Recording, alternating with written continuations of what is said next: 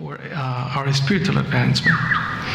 So the main point here that is presented, and Prabhupada summarizes that towards the end of his purport, is Varnashram Dharma, right? And I cannot say I'm an expert in Varnashram Dharma at all, but of course it can be a bit of a controversial thing. What does Varnashram mean for us? And I'm sure that all the Munis and Patnis would have a given interpretation of this, but we will try not to get so much into the controversy of it. What does it mean, Varnashram, for you, for us? Prabhupada said this, but somebody else says, oh, Prabhupada said this also, and like that. In general, the Bhagavatam, as we were explaining or discussing last week, brings certain subjects. Like when we go to school, you got geometry and mathematics and grammar and whatever else. And the main topic of the Bhagavatam, shall we say, it's creation. And we identify that through the titles of the cantos and the chapters. It's creation, creation, creation. Why? That was a question that we were discussing. Conclusively, Srila Prabhupada says that unless we understand creation, we will be confused. That's the simple answer or reason, or the importance of studying this. And that's why the Bhagavatam presents this elaborated explanation of the process of creation and the divisions of things. But an important point in this analysis is, what is my role in all this? Because we can hear it and hear there are thousands and thousands of verses.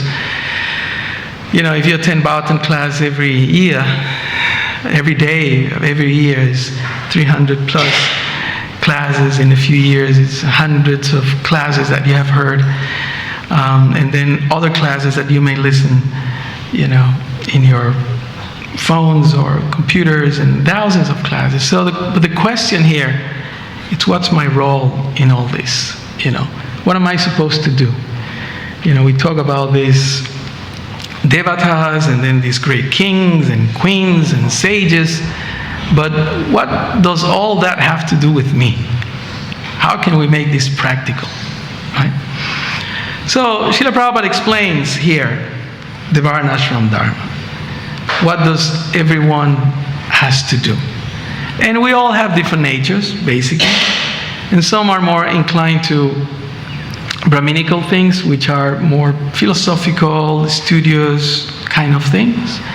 Others are inclined to other sort of activities. Others are inclined, like in this verse, is referred to the Vaishyas. And the Vaishyas, as we know, we generally say, oh, he's a Vaishya, right? Amongst the devotees. He or she, oh, she's a super Vaishya, or he's a super Vaishya. Which means he's into making money, right? That's what sometimes we say. Oh, he's a Vaishya, right? But of course, if we go deeper into the definition of each of these varnas, we see that there are specific things. If you're really a Vaishya, or you're simply greedy, you just like money, and then you just like to spend, that's not a Vaishya, right? And like that, there are Brahmanas and Kshatriyas, and you know, oh, he's into bodybuilding, oh, he's a Kshatriya. Or he's doing jiu-jitsu, oh, he's a Kshatriya. Or, you know, he's very angry, oh, he's a Kshatriya. It's not like that. We have to be clear about what these terms mean. Because otherwise, if we just use them casually like that, then it becomes a culture of misunderstanding. Prabhupada called them misgivings of Varnashram. And then all these problems and controversy. This is Varnashram, and that's Varnashram, and like that. So the idea is that we need to cooperate and understand together under the guidance of Srila Prabhupada and the senior Vaishnavas. What is all this that is presented in the Bhagavatam? Creation is one thing, but let's say in this section or subsection, Varnashram is presented. And after hearing a few classes around these verses and reading a few things, I was just even more confused. What is my place in all this? What am I? Shudra, definitely. Kalo Shudra Sambhavam. Everyone is a Shudra. So that makes it easier. Okay, I don't have to, astrologer and this, which day I was born and blah, blah, blah. I'm just a Shudra, that's simple. But then we all have certain tendencies. That's one thing. The other thing is that if you think of when you join in your earlier years, generally we all have more passion when we are younger. Right? The young ones and the old ones will agree. And then I remember, when we just join and go on Harinam and book distribution and do so many crazy things, because we had that energy, that passion. And we were guided by a temple president or a regional secretary or some senior devotee. Do this, do that, do this, do that. No, I don't want to do it. Do it anyway, and quote Bhagavad Gita and like that. So we went on like that for many, many years. But then at some point, your nature starts kicking in more and more. Your tendencies are manifested. And then you're drawn to certain things. To do puja, to cook, to distribute books, to preach, to read, like that. Certain things are manifested the older you get, like that. But in this case, particularly the vices. Let's not deviate. Sometimes the classes can go this way, and at some point you think, what we were discussing? What's the point? So Prabhupada explains here the sections or subsections of the vices. And basically what this means, if we can understand it philosophically, is that we all are different. We can agree on that, right? We all are different. Yeah? And even if we do some groupings of those differences, even among those groupings, we can see, as Prabhupada explains, there are different kinds of vices. And the same thing happens with the Brahmins. There are different names of the Brahmana, Vipra, and these are the others, I forgot. But in essence, the point of Varnashram is that we all cooperate. That's the idea. It doesn't matter what it's our nature, we need to cooperate. That's the main principle. Right? Is that correct, Maharaj? Yeah, we need to cooperate.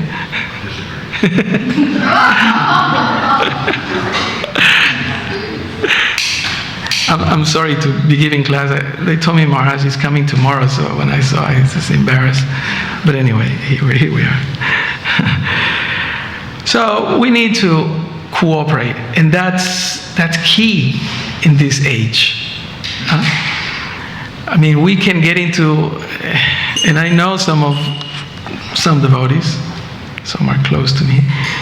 And then they get into this Varnashram thing, and then they end up fighting with this one, fighting with that one. So the whole purpose of Varnashram is to cooperate. Right? So, no, the Brahmanas should do like this, and this kind of Brahmana, and that kind of Brahmana. You're not a good Brahman. You're a smarta Brahmana. You're this one. Then we end up fighting. And what is the purpose?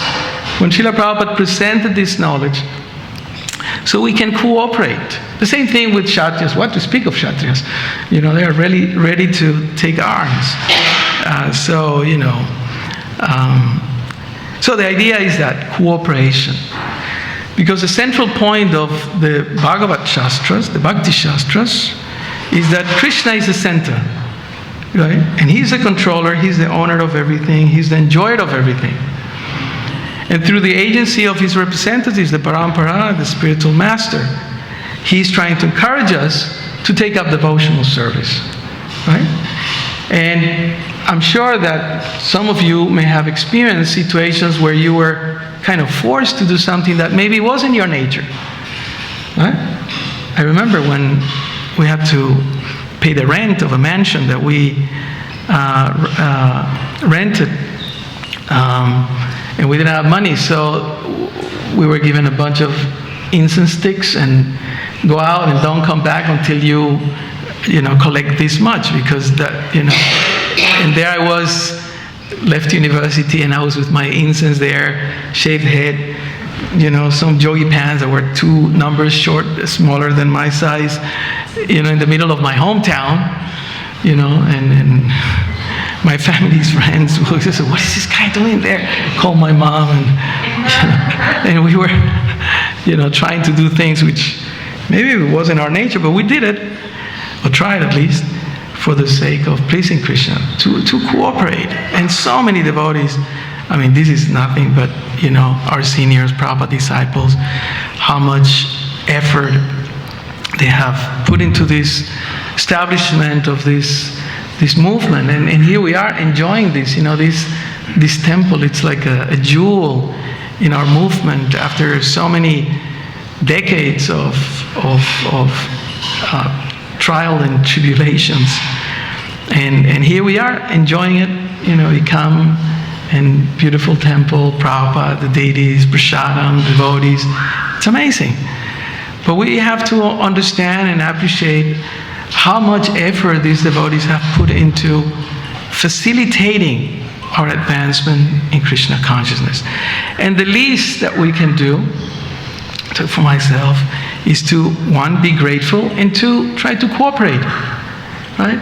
I don't like this person's face. I don't like this person's style. I don't like these people, whatever, trip, mood, ideologies, or whatever. But I try to cooperate. That's the idea. I remember many, many years back reading some early Vyasa Pujas, just right after Prabhupada left.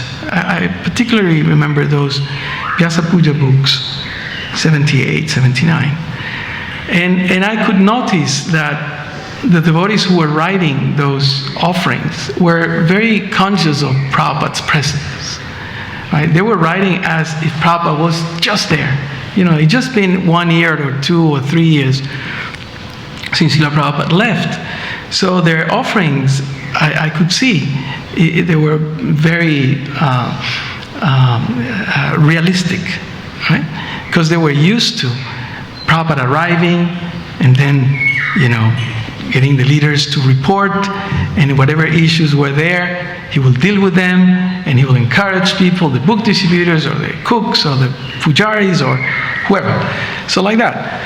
So I remember those offerings, reading those offerings, and thinking that should be the mood of some of us, or most of us, we never met Prabhupada.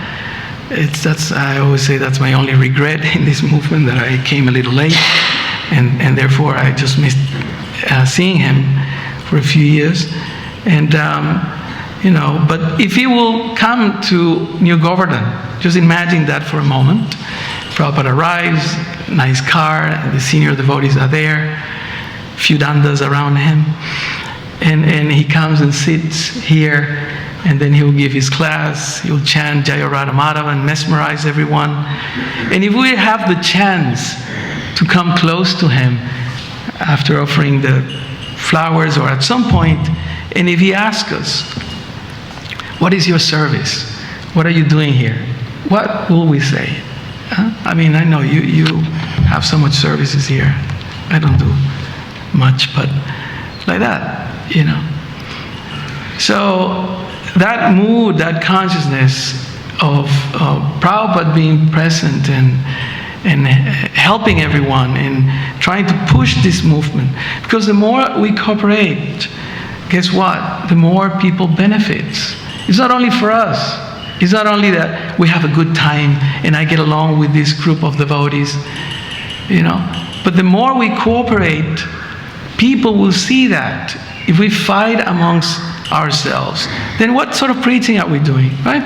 People comes and they say, "Oh, this one doesn't talk to that one talks bad about this one, this group, this, that, the other." It's not better than the outsiders. So that's the point of Varnashram Dharma, that we need to cooperate to please Krishna, to please the spiritual master. And sometimes we may have to do things which are not necessarily our nature. I may not be necessarily inclined to do business, or inclined to do this, or inclined to do that. But I do it nevertheless, or at least for some time, because I need to cooperate like that.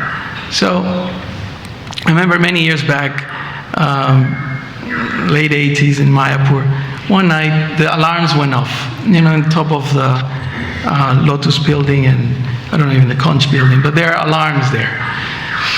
So the alarms only are rang when something very, very critical is happening, emergencies. I remember in the flood in 88, I think it was, the alarms went off and like that. So one night, 2 in the morning, 2:30, 3 in the morning, the alarms went off. And they are really, really loud. You know, and in those days, of course, there wasn't that many devotees in Mayapur like today. But so Jayapataka Maharaj and some other senior leaders start running towards the field, towards the Goshala. And what happened is that some neighbors, I don't want to say their religion, affiliation, but they had taken, seems like accidentally, some of our cows, and some of the devotees who were looking after the cows had complained and then put the word out, and all the brahmacharis running, and all of us, we were, you know, getting sticks and stones and the whole thing. And I remember that Jananiyos Prabhu and Pankajangiri Prabhu, you know them, right? Quite famous twins, pujaris. They were also up in arms, you know, so skinny and fragile, insanely. They're ready to, you know, they wanted to protect the deities, and, you know, everyone was a commotion. And I still remember, you know, and I was thinking, what are they going to do? You know, they're like, you see them, and it's like, they're not intimidating. They're like so, you know. But they were there. They were there because everyone was united, you know. So that's the idea. That doesn't matter. What's that verse? Naham vipro na chanara patir na pinaishana sudra. Nacham barnina jagrihasto. That I am not a Vaishya, I am not this, I'm not a Brahman, I'm not a Shudra, I'm not anything. I'm just the servant of the servant of the servant. Yeah, Gopi Bharatu Padakamalayor. Dasa, Anudasa. I'm just a servant. And if I need to do this, and if I need to do that, look, just let me do it. You know, that's our prayer. It's not that we chant Hare Krishna. I never seen anything like that in the translations of the Maha Mantra. We chant Hare Krishna, and then we're asking the Lord, please engage me in your service. You know, it's not engage me in this particular service. Because, you know, Krishna, I am like this, and I have a psychological, psychophysical, social, biological, you know, structured, and if not, I'm going to get traumatized. All right? So no, we just do whatever is needed. And thanks for that mentality that the devotees, the followers of Srila Prabhupada established this movement everywhere around the world. With the mistakes along the way, that's understandable. Prabhupada often gave the example of the moon. The moon is there, it's so beautiful, but if you look carefully, there are dots, right? But you don't focus on the dots, you don't focus on the mistakes, you focus on the shining light that the moon radiates. So in the same, my personal thinking, that I think we are very, very far from establishing Varnashram system. This is, for example, one of the best places. I don't know, I know in Hungary and other places maybe. Something is there, but it's very, very difficult, as you know. Some of you who live in the farm, and to live off the land and take care of the cows. It's not a simple thing. I think, I don't know, Maharaj, you might know better this one, but I think that we mostly have failed in our farm projects that we have succeeded. Am I right? I mean, we have opened so many farms, and those farms are now empty or sold or something like that, because we couldn't. At least I know in South America, a number of them. So basically, we have to keep trying to have the right understanding, to have the right people, the right systems to do things. You know, a system of the process of education, the Gurukul system, Varnashram, farm projects, and things like that. But beyond all that, Srila Prabhupada emphasized the preaching mission. That's something that whether we have temples, whether we have farm projects, whether Varnashram is halfway or half cooked in the process of being developed, the preaching must go on. And that's what Prabhupada established. He was there on his own, in an apartment in New York, without toilet or bathroom, basically. And he had to walk, I don't know how many blocks, to take a shower and to be able to cook, right? But he kept on writing, he kept on doing what he had to do. He was cooperating with the order of the spiritual master, with the order of Krishna. So that is I can think of any other better example that what Prabhupada has given us in this process of pleasing the Lord. Dress as a Brahmana or as a Vaishya or as a Shudra or as a Kshatriya. That's good, and it brings us Prabhupada. Anyone remembers how Prabhupada ends the purport without looking at your phone? How does Prabhupada look at this point?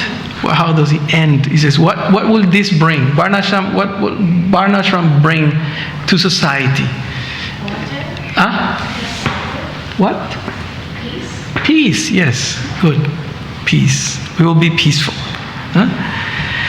Prabhupada says the different castes or varna classifications are therefore essential for maintaining a peaceful human society. So in other words, at some point in the beginning of the Hare Krishna movement, and I don't know if this is still categorized as the beginning, because it was just 50 years plus, so it's not that long. Everything is a kind of an emergency situation, yeah? If there's fire, you may not have had training in dealing with fire, but you will run and carry a bucket or do something that somebody tells you, right? Like in first aid, they say, I remember in the several trainings that I had, the worst thing to do is to do nothing at all. Do something, follow someone who knows what they're doing. Go and, get something or call this number or do something like that. So you help, that's the mood. So in the same way, this is the idea of Varnashram, that we need to cooperate, and maybe in the beginning it's a bit difficult because it's not clear, it's not so clearly defined. So Brahmanas, for example, and as Prabhupada says in some of his commentaries, some of his statements, that ISKCON is meant to be what? An educational institution. So, and he complained several times about this because we're not reading his books. I talk for myself. Or studying enough, or practicing, or applying them enough, or teaching them enough, presenting them enough. So that was Prabhupada's complaint. And then he established the Bhakti Shastri system and several things. There's a compilation of Prabhupada's statements on that. What is it called? Living with the Scriptures or something like that? Studying the Scriptures by Satsvarupa Maharaj. So, and it's interesting to see there because there are some devotees from, I think, New Vrindavan, if not other farms, that communicate with Prabhupada and telling him, we don't have time, Like Mantra Prabhu says that, he wakes up very early and then the first thing he does is goes and checks on the cows, right? And he has to do something, and like he was telling me. So some devotees telling Prabhupada that they didn't have that much time. And then Prabhupada, he said initially, if you can read 2 hours a day, that's great. If you cannot do 2 hours, then you do 1 hour. That's very Prabhupada typical, way of getting you to do something. And then if you cannot do 1 hour, then you do half an hour. That will be good. But if you cannot do 1 hour, I think Param Brahma is the name of the devotee. If you cannot read half an hour, then at least read one verse a day and meditate on that verse the whole day. That was Prabhupada's last instruction in that sense. So that's the idea. If we do, as in the Brahminical sense, we all are meant to do some Brahminical activities, help with the puja or something like that. But when it comes to Vaishyas, I want to conclude with this. Comes to Vaishya. Generally, as I said in the beginning, Vaishya means money.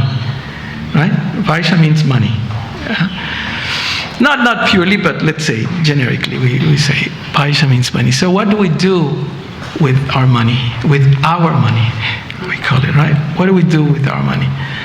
That money, and as Rupa Goswami explains, there's percentage for personal care and for family and for Krishna, like that, right? So if we're in that situation, what do I do with my money? Not that I have much, but the little whatever I get, we have to think, I have to invest this, I have to give this to Krishna. The way that Brahmanas cooperate in the Varnashram system is with their intellect, right? With their desire to help others, teach, do pujas, yagyas for the benefit of others, right? The way that the kshatriyas, the administrators, the warriors, cooperate in this system is by organizing things properly. Shat means hurt, and traya means to protect.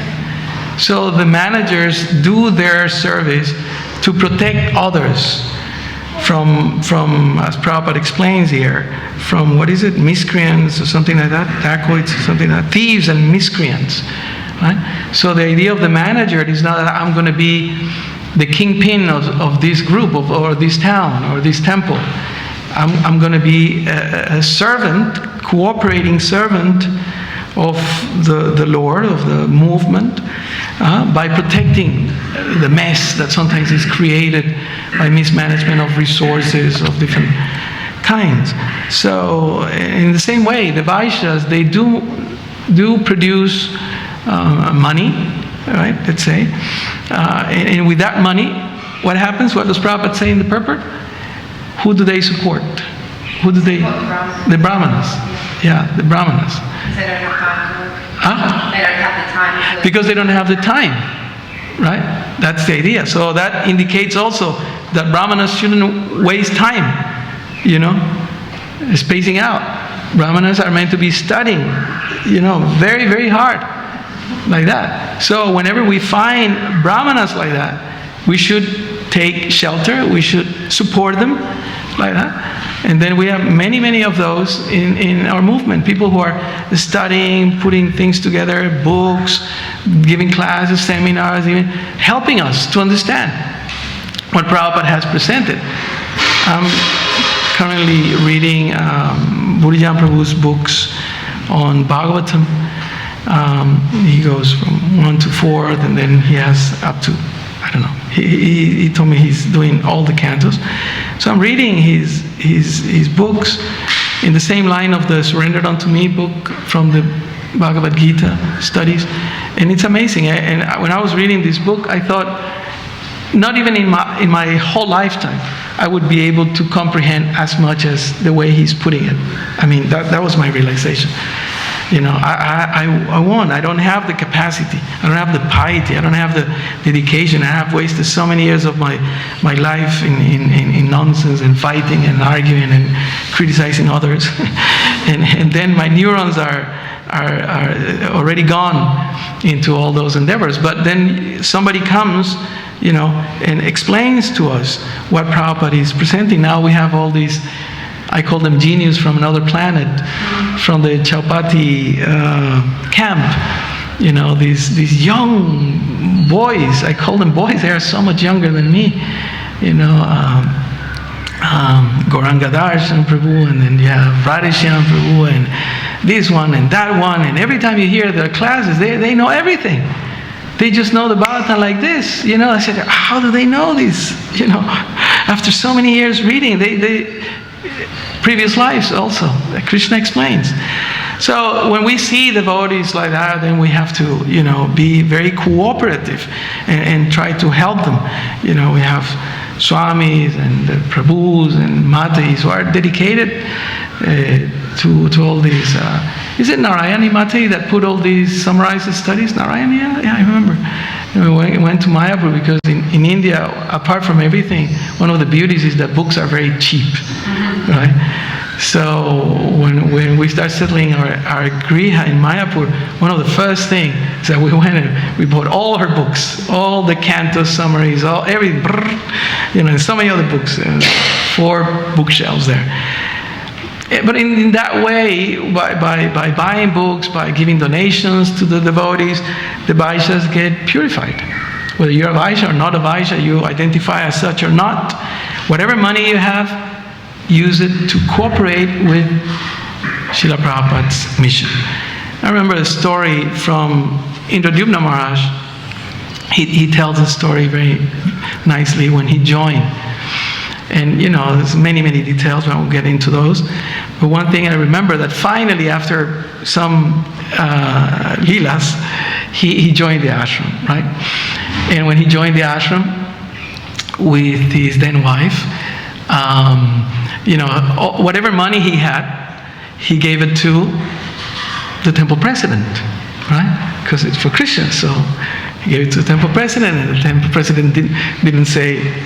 He says, when he describes this, he didn't say, okay, now you keep this so in case of anything, you or your wife. He just kept everything. And somehow he said that, I think he had a $10 bill, right? He found $10 bill amongst his things. But when he found that $10 bill, he thought, I'm not going to give that away. I'm going to give this to Prabhupada, when I take initiation. Because, you went distribute books or get donations on Harinam, and you have to give everything. You couldn't leave anything behind. You couldn't keep anything. And you knew that if you kept something, you know where you were going, right? So anyway, he kept this bill. And eventually he was initiated, I think, by mail. But then the next time Prabhupada came, he had his $10 bill, right? And then he was thinking, how I'm going to do it? Because if I give it to the temple president, most probably he's going to use it for the temple. I'm not saying anything. But so he said, I have to give this personally to Prabhupada, So Prabhupada is entering. In those days, and normal, the senior people, authorities were around Prabhupada. So for the junior devotees, it wasn't much of a chance to just be there, exceptionally maybe. But so then he was just, positioning himself. And when Prabhupada was about to enter, he just rushed and went next to Prabhupada and just pulled out the $10. And he said, here, Prabhupada, for your BBT. Because Prabhupada was saying at that time that he needed funds for his BBT. So he gave just $10, right? And that was it. Prabhupada jumped in the cart and left. He paid obeisance with all his love and devotion, prayed to Prabhupada, and that's it. But then after some time, Prabhupada sent a letter. In those days when Prabhupada wrote a letter to any of the devotees, they will ring the bell. I just know about this because I read it or heard their descriptions. They ring the bell, ding, ding, ding, ding, ding, Prabhupada's letter have come. So it might be a very personal letter. I don't know if that happened in Australia, but at least that was in the early days in America. Although it may be a personal letter, the temple president will read it in front of everybody, So it was for everybody. That's how it was. So they were reading that letter, and I forgot what his name was, Brian or something like that. Brian? It was Brian? Dear Bhakta Brian or something like that. I thank you very much for your, I don't know what word he used, amazing, wonderful, something like that, contribution to my BBT fund. For $10. Maharaj is saying, $10. What does $10? I mean, those days, not much. But so Maharaj says, that the understanding was that whatever I have, it's for Prabhupada's service. So if we can be like that, if we can do things like that, whatever money I have, Krishna, Prabhupada, my Guru Maharaj, the Vaishnavas, let me help, let me cooperate And one final thing about cooperation, my Guru Maharaj, the GBC asked him to record a video for his disciples in the case or in the eventuality that he leaves the planet, and to encourage devotees not to leave ISKCON and to follow the GBC, etc. So he was recording the video, and he said something quite interesting. He said, Prabhupada asked us to cooperate. The way that we're going to show our love for Prabhupada is by cooperating. Right? That's we know that one. And then he said something like, cooperation means that we cooperate. Right? We cooperate. Sometimes when we are in a leadership position, we think, Prabhu, you have to cooperate. Means you have to do what I say. Right? So, but he says cooperation means that we respect each other. And we respect nature. We are talking about nature, people's nature. I respect you. Yeah? We respect each other and we cooperate. Right? So we have to get out of this headspace of you have to do what I say because I am this or senior or whatever. So that's the idea. Cooperation is crucial in the process of advancing Krishna consciousness, and by the grace of Srila Prabhupada, we have the opportunity to cooperate, and as Prabhupada says, maintaining a peaceful human society. So we stop here. We have 2-3 minutes. Thank you very much, and apologies for any inappropriate statements. Any questions? Topic is cooperation, Varnashram, Vaishyas. Yes. I'm just wondering. Back to microphone. Yes, if Lord Chaitanya said that we're all Shudras made Kali, then to what degree can we really apply the Varnashram system? Yes, go on. If Lord Chaitanya said we all are Sudras, and how do we apply? Yeah, that if we were Shudras really in nature, then to what degree do we apply the Varnashram system? Yeah. Srila Prabhupada explains that that basically means that we have no qualifications, or that's technically there are very strict Vedic injunctions of what does it mean to be a Brahmin, for example, or a Vaishya or a Kshatriya for that matter. So everyone needs to do a particular thing. If not, you pretty much lose your status. You have to wake up at a certain time, say this prayer, know the Vedas, do this, do that, worship the sun, light up the ceremonial fire, etc. So many things in order for you to be considered part of the Vedic corpus, social organization. And if you don't, then you're considered out of it, which is the 3 top groups. So then you are a Shudra. That's why it is called that in this age, everyone is a Shudra. Kalo Shudra Sambhavan. Now, what we do from Prabhupada's instruction is that we purified ourselves and we go beyond that, because also Lord Chaitanya said in Ramananda Roy's descriptions of what is the highest goal of life in that conversation that he and Chaitanya Mahaprabhu has. When he says Varnashram, he says no, higher. Right? He says no, this is external, higher. Go higher. Right? And if I may, in half a minute, Lord Brahma asked 4 questions to Krishna, right? Creation, he asked secondary creation, he asked about his forms, he asked about so many things. But he asked him about what's called Sarahasyam or Guhyam. In the Bhagavad Gita also that word is used. He asked about the secret. And the secret, Prabhupada says in those purports to the Chaturshloki, the secret is the love of Godhead. So Varnashram, it's, we may say, like a shell, that it's good to keep all the fruit ingredients together, but the essence of that, it's love of Krishna, it's bhakti. So if we aim at that, everything else become non-important, of course, we have to follow certain rules and things like that. That's okay. But if we follow that dasa, nudasa, because Lord Chaitanya also said that verse, Naham viprona chanarapatir napi vaishnasada. I'm nothing of this varna, I'm nothing of this ashram. I'm just a servant of the servant of the servant. So Lord Chaitanya said that, is true, but by following his instructions, then we can overcome all that. Because you can be the perfect varnashram dharmi, right? Brahmana, Vaishya, or Kshatriya, right? In the technical sense, and don't have love of Godhead. But Lord Chaitanya came to give us love of Godhead. So the varnashram, at least in ISKCON, conceptual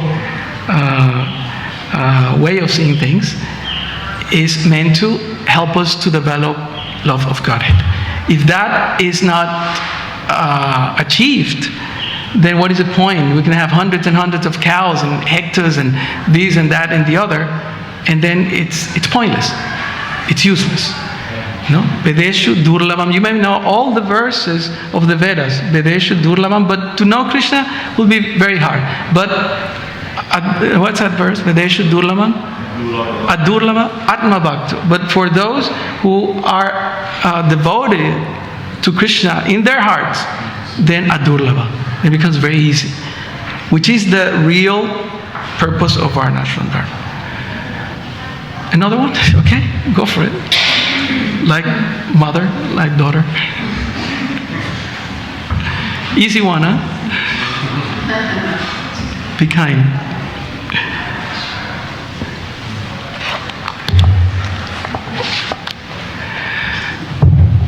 Yeah, you mentioned how those who make money should support the brahmanas in an ideal varnashram system society. But we've seen with experience that in Kali Yuga it tends to be abused. For example, people who make a lot of money and will support leaders, and those leaders will run away with the money. So how do you apply those ideal policies or rules of a Vedic society to a Kali Yuga in which the natural tendency is corruption, degradation? I'm not saying just here, but all over society in the world. So how would you apply that? Well, technically, you get the Kshatriyas involved. If somebody, right? Somebody steals, and you get the Kshatriyas involved. And, you get the law involved if that happens. And that's one thing. And the other, the simple rule of thumb is be careful. Be careful whom you give. We learn from history. History, they say, is the best predictor of the future. So, you have to be careful whom to give. I remember in South America, corruption is quite a thing. And I had those situations where some of our leaders, they just run away with the money. And then we all shattered, and after marathons, people did crazy things.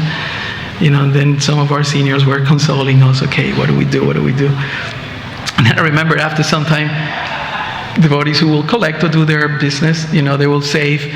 And, if the festival is coming, they will go and themselves buy the boga and bring, so make sure that their money is not misused. So we have to be careful. It's true. The principle to give, it's a principle that we cannot go against. We have to give. Whom to give or how to give, that takes some, intelligence and some consideration. But it's true. Kali Yuga, things are difficult. What he says, Prabhupada, thieves and miscreants. So the Kshatriyas are meant to do that. Now, if the Kshatriyas fails us as well, like police, sometimes they are corrupt, So then, we have to be even more careful. Yeah, Kali Yuga, it's not an easy. I don't have a practical solution because I don't think Kali Yuga has a solution per se. Yeah, years ago, I'm not sure if this was a naive approach, but years ago in the 80s, it was a constant issue of money being abandoned, swindle, misappropriated, and we were consoled with the concept that if you had given in full faith, then that's it. Those bonus points, ticks in them. That's why you're here. And so you needn't get your knickers in a knot about it. It will sort itself out, and your intention was good. Correct. So you get credit. That was the same line we were told, and yeah, yeah. And I remember some of the leaders saying, and those who did good will remain, and those who did wrong most probably won't remain. And it's true. I have seen, that those sincere devotees who gave with their heart, they are around, and those who didn't take that properly, then they are not, and they commit offenses. They may come back. That's there too, but that's how it is. So Krishna is watching. He's a person. He knows. He's in our hearts and in our pockets, so he knows. So we stop here. Thank you very much. Srila Prabhupada ki, Srimad Bhagavatam ki, Jai, Gaur Premanandi.